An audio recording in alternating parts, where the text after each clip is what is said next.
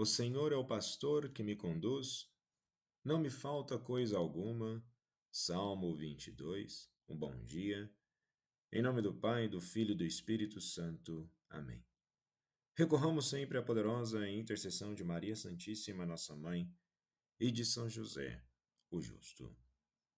E o salmo de hoje, ao mencionar o pastor, traz a dimensão do cuidado de Deus para aqueles que são seus. E é importante enfatizar isso, aqueles que são seus, pois estes fazem a verdadeira experiência com Deus. E a partir dessa experiência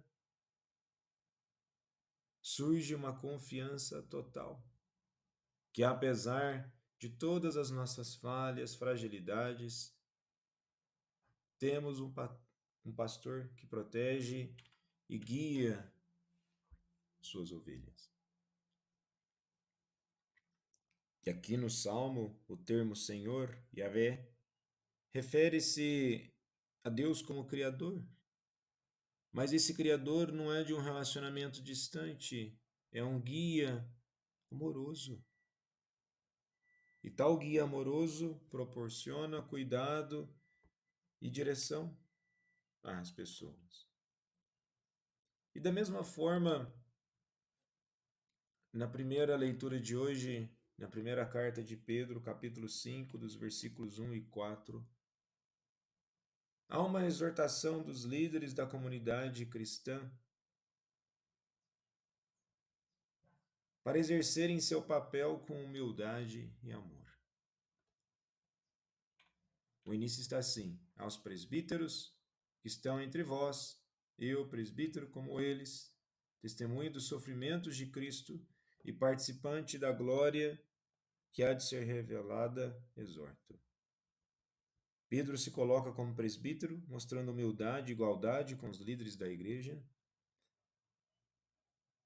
E nós, enquanto cristãos, devemos mostrar humildade e igualdade com as demais pessoas. Muitas das vezes,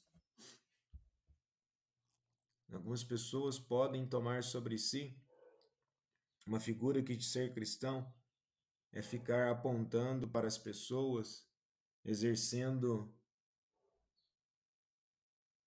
o papel de juiz, se colocando diferente e falando que Deus quer nos elevar, que Deus quer a santidade. Olha, vejamos, Deus de fato quer a santidade, mas a nossa forma de viver é uma forma humilde, é uma forma disposta ao sacrifício. E ele continua no versículo 2: apacentai o rebanho de Deus que vos foi confiado, velando por ele, não por constrangimento, mas de boa vontade, como Deus quer.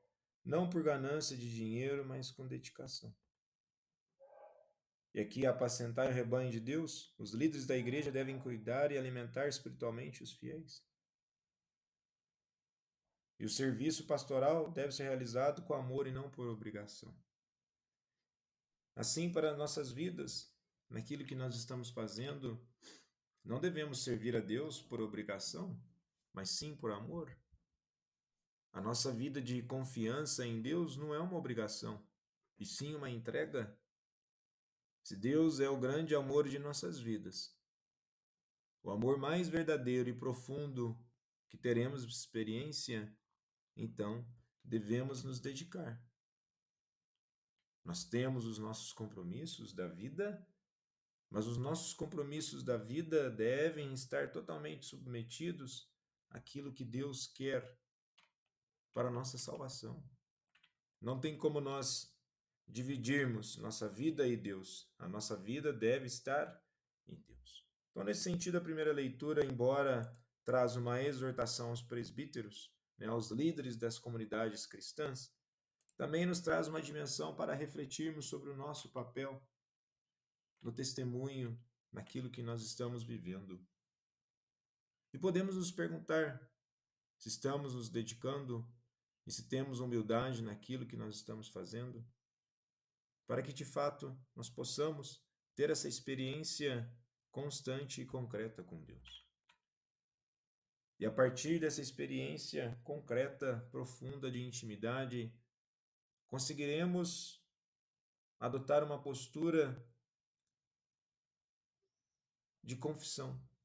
Confissão no sentido de realmente proclamar quem é Jesus, conforme no evangelho de hoje, no capítulo 16, dos versículos 13 ao 19.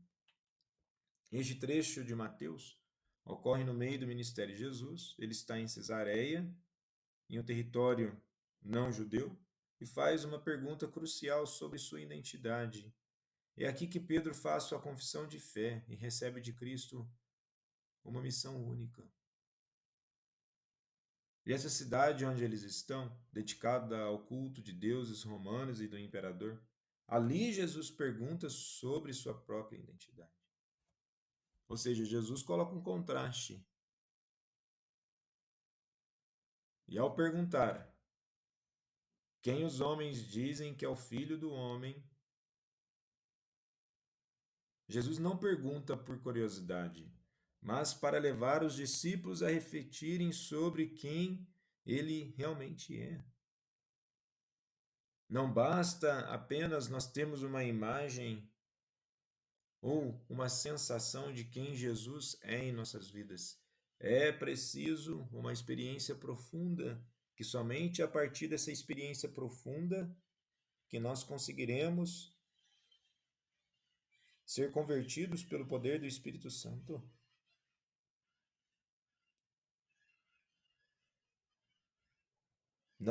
Não basta apenas ter arrepios, chorar por causa de Jesus, mas é preciso um compromisso de vida.